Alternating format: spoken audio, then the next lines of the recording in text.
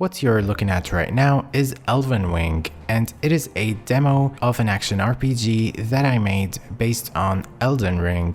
It is because Elden Ring was announced back in 2019 and we've all waited for so long and there was always no news about it. So I decided to create my own Elden Ring so that I wouldn't have to wait for FromSoftware to make the game and I can just play my own version of it. So what you are going to be looking at right now is the development of a small demo that I made based on the user interface of Elden Ring, and I made the entire thing in 7 days. And although they are not consequent days, these 7 days actually match up to make an entire week. It is a bit clunky and I would have liked to add more to it to make it more like the actual Elden Ring, but with the deadline being so close, which is the release of the game, it comes out tomorrow and I just can't keep working on this right now because I have to actually play the real Elden Ring. On day one, I started working on the movement system and the dodging/rolling. So first of all, I booted up Unreal Engine and I created a brand new third-person project. And starting with an empty project is always a pleasure for me because it's just so clean and everything is just not complicated. I just started the brand new third-person project because we want to save as much time as possible. I'm just not going to set up things from scratch. After that, I went to Mixamo and I downloaded some animations that I need because nobody ever thought of making an unarmed movement animation pack on the marketplace, which is something very mind-blowing because this is like the base of any project. You really need good unarmed movement animations, and they just do not exist on the marketplace, not that I know of anyway. After that, I converted all of the animations that I downloaded from the Mixamo skeleton to the Unreal Engine skeleton, and then I imported the root motion animations into Unreal Engine and started setting up the blend space for the unarmed. And of course, I made an animation blueprint, which is something that contains all of the states that the player or any character will be in. So this player or character is gonna have conditions and we're gonna set up the animations based on those conditions inside of the animation blueprint. I then went into the character blueprint and started cleaning up the things that I don't want that came with the template. And then I started working on the movement input for the player so that the player can move based on the input and how much it's being pressed. It is a very different setup from not root motion characters, so I had to go and start from scratch when it comes to moving the character, though the camera was ready, so that was perfect. Anyway, you can see my first gameplay test here and you can see that it was a mess. But nothing's too hard for me when it comes to this easy stuff, so I just went there and fixed it. You can see that I've also set up running, so you can just hit the running variable and when it's true, the character will actually play the running animations. There was one thing left to set up for the basic movement, which was the sprinting system. So I went there, added an input for the sprinting, added the animation to the blend space, and you can see that it is looking perfect. After that, I looked at what was important next and decided to go for the rolls and dodges. This animation pack I had in my library was perfect because it is just the best animation pack I've ever tried on the marketplace and it just works so perfectly. The dodging was also one of the easier things to set up because I've done it a million times before. However, it was kind of hard because it was a little bit time consuming. I didn't struggle at all and I just went there and did it. It was just about setting up all of the 8 directions and then setting up the rolling after the dodging. So there was some bit of timing there when it comes to setting up which variable to trigger, and the conditions for all of these states in both the dodging and the rolling took very much time. So you can see over here the dodging working perfectly, but after that I went back and set the rolling up so that after you dodge, if you press the button again, you can actually roll. And I think this went into the Souls series starting Bloodborne. I don't think Dark Souls 1 and 2 had it. They started having it since Bloodborne, and it's one of the coolest things about that game. The anim graph started to look like an octopus, but finally I got it running. It just worked perfectly. There was some hassle with the direction of the character and which dodge to play. It took me some time to also set that up, but it was perfect then. Next I went and decided to change the character in order to make it look a little bit more like a Souls game, so I downloaded the Gothic Knight character from the marketplace and I set it up so that it works. Here is a preview of my dodging system. You can see that it works very perfectly, and even if the character is rotating towards where the player is trying to move, the dodging direction works perfectly. Next, I started day 2 with creating the HUD because I wanted to make it look like a legit game. So I went into Photoshop and created the health bar, the stamina bar, and the mana bar. And I also added a square so that you can add the covenant of the player, though that is a system that I didn't have time to set up before finishing the project. At least it's there. I can just go back and do it whenever I want. With the basic image of it set up, I went into Google and downloaded a texture of damage so that we can add it to the bars individually, and I also had to export every single one of them individually. After importing them into the engine, I went and created a widget blueprint for the HUD and I made it play inside of the character, so when you start the game it just automatically adds the widget. There were a few things missing, so I added them. First was the Souls counter, or in the Elden Ring world it's called runes, and other than that I added the images for the things that you have equipped, but these are for now only images and they do not do anything. You can see over here that it actually started to look like a Souls-like game, which was exactly what I wanted. And sadly, that concludes day 2. Sadly, because I should have worked more during day 2, there would be a few days of hell at the end of this project. Before we continue with day 3, let me tell you about a very useful tool for game developers and people who work on business projects, and that is today's sponsor, Helpfull. Helpfull is a very fantastic tool that has helped me make a decision myself, and I'm sure that it can help both small and large businesses the same way. You might be wondering, well, what's Helpfull? Well, let me explain it. It is an awesome way to get direct feedback on urgent matters.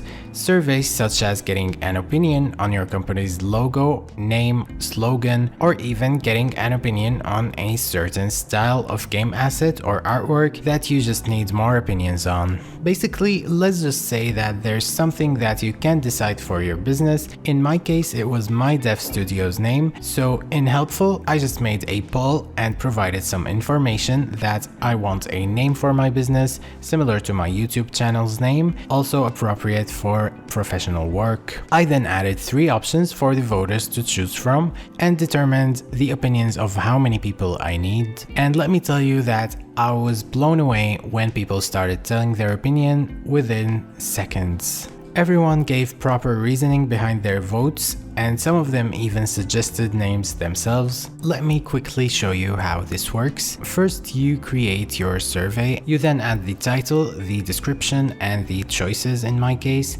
And then you select your audience. You choose the specific demographic if that is needed. In my case, I decreased the amount of older people I want to ask. And also I added the video game category just so that I ask gamers specifically, and then you just hit the confirmation button and you get your people's opinions. And this was super useful, and as a person who really cares about analytics and demographics, this was really cool and it really helped me make a choice. So I really have no doubt that Helpfull will be really helpful for all game developers and business owners, so do not hesitate to check it out. The link will be in the description. Anyway, I started day 3 with working on getting the stamina system working and also adding the binding for both the stamina and the health bar so that they decrease when the stamina or health decrease. and dodging also takes away stamina. Also, 1 second after the stamina had already decreased, it just starts to regenerate, which is just perfect. And now we get to the real deal, which is the attacking and the combo system for both light and heavy attacks. Now this is something that is the actual meat of the game, so I went and set up the entire blueprint for it. It was hell when it comes to organizing stuff, and in the end it just didn't turn out organized. And then I went into the anim graph or the animation blueprint, and I set up the states so that we have 4 light attacks and 3 heavy attacks. Also, if you press a combination of light and heavy attacks, it plays a brand new animation that doesn't play with one of those no matter how many times you press it. And I added 2 stances for greatsword and unarmed, so unarmed punches and greatsword plays the greatsword attacking animation. One more thing I added was the jump attacks, though that looked a bit like Devil May Cry and not Dark Souls, so I actually removed it and decided that I will focus my time on something more important. Which brings us to days 4 and 5, and oh my god, those were the worst days of this entire project, because I started working on the inventory system and the entire menus and submenus. So first of all, I started by looking at gameplay videos of people who were playing the beta of Elden Ring, lucky them, and then I copied the entire user interface so that it looks exactly the same, but I didn't really steal anything. I recreated everything myself using Photoshop. It was really a pain working on this. I'm not sure why, but I really think it's one of the least satisfying things to work on, and getting the user interface buttons to work with the controller was also very tedious. But sadly, there was nothing I could do. I just held on and worked on it. I then worked on the icons for all of the submenus. Each button has an icon in Elden Ring, so I copied that. And I also worked on the icons for things that will be inside of the menus. For example, over here you can see the gestures. I went to Google and downloaded an artwork of the King of Pop dancing for the gestures. Here's a preview of the gesture that I've set up.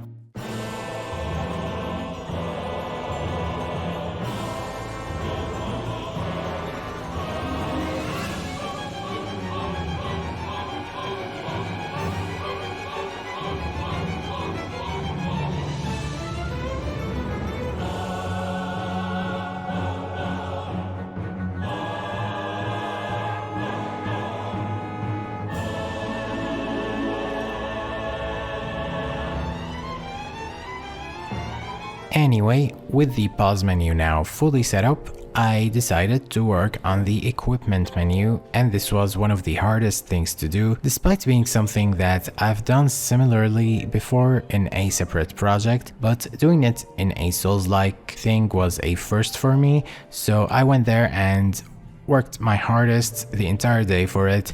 And in the end, I actually got the weapons set up, which was actually perfect. I also needed to set up everything else, like the left-hand weapon, and then the items, the spells, the arrows. There was like lots of content that I needed to add. Technically, if I add the items for them, they do work. But in the final demo, I only got the time to add the weapons and the armor. And also you can switch between multiple weapons using the left D-pad or the right D-pad or the lower button, and you can see some of the cosmetic changes that it will do to the player so that they will look different based on the armor that they have equipped. Sadly, I didn't have the time to actually work on these stats, but that is something that I might add in later versions, so don't forget to subscribe in order to see more of this project. As I mentioned before, days 4 and 5 were the hardest. I had to take a break after them, but sadly, after the break I was running out of time and Elden Ring was almost releasing. I wanted to make this as a challenge to myself to be able to play something similar before it actually comes out. So in day 6, I started setting up the enemy. I did get a little bit lazy. I started straying from the goal of making it play exactly like Elden Ring. I just wanted to make a finished product before the time was up. So I started setting up the enemies, And currently the system works so that when you attack the enemy from a certain direction, they will play an animation based on that. So you hit them from the left, they get hurt from the left to the right, or the opposite, or if you hit them from forward, they will just get hit and move backward as an impact. Although the blueprint for it looks like spaghetti code, the system is the coolest thing I've set up so far, and I really have an admiration for it because it makes the game feel much more organic. Next, I moved on to making the lock-on system and the overhead health bar, so I really needed to get it working so that you can just preview the attacking animations and the impacts more accurately, and Dark Souls without lock-on is just not Dark Souls, so that had to be working ASAP. One other thing I set up on this day was the boss fight. I created a widget for the boss's health bar, and I also added their name, so the name will change based on which boss you are going to be fighting. The boss fight I included in the demo is very half-assed, so please don't take it very seriously. It's just there as part of the tradition of Dark Souls. And with the 6th day finished, I was very tired and I was kind of sick of the project, honestly. I just wanted to finish it. Also, I was running out of time, so for the final day, I had to make lots of stuff and I wasn't really ready for it, but I just kept on pushing. First of all, I created a level which was kind of based on the Undead Asylum from the first Dark Souls, though at the end of it I just strayed from the design and made it a little bit different. Then I made the bonfire system, which you will respawn on if you sit on it, and if you sit on it, it will respawn the enemies, bring back your health, and do all of that good stuff. I also added the death system, which wasn't added previously, believe it or not, so now you can kill enemies and you can also die. Having to put lots of stuff in the level was very hard because there was a lot of armor that I added, a lot of items, a lot of weapons, and in the end I just couldn't put all of them inside of it because it was a very short segment. I was also very sad that I couldn't include the horses from Elden Ring. I downloaded animations for it, but I just didn't get the time to work on it. Though if I keep working on this, that is definitely something I really want to add. Day 7 was the longest. It's not as hard as the equipment system, but there was lots of stuff to do and I was racing against the clock. And there you have it, an Elden Ring clone in 7 days. It is not as good as I imagined it would turn out, but if I actually didn't have a deadline, things would look much better. It's currently playable, so it's not like the worst prototype ever. This is just a demo and it's nowhere near complete. Despite that, having worked on this entire thing with only blueprints, it's kind of very impressive that I actually managed to do this. Working on other projects for longer periods of time with only blueprints, I was actually able to achieve lots of cool stuff. Anyway, if you guys have enjoyed the video, do not hesitate to hit the like button to support the project, and subscribe if you want to see more of it when I actually make it a better game than this. But for now, I will leave you with some gameplay as an outro, so bye bye.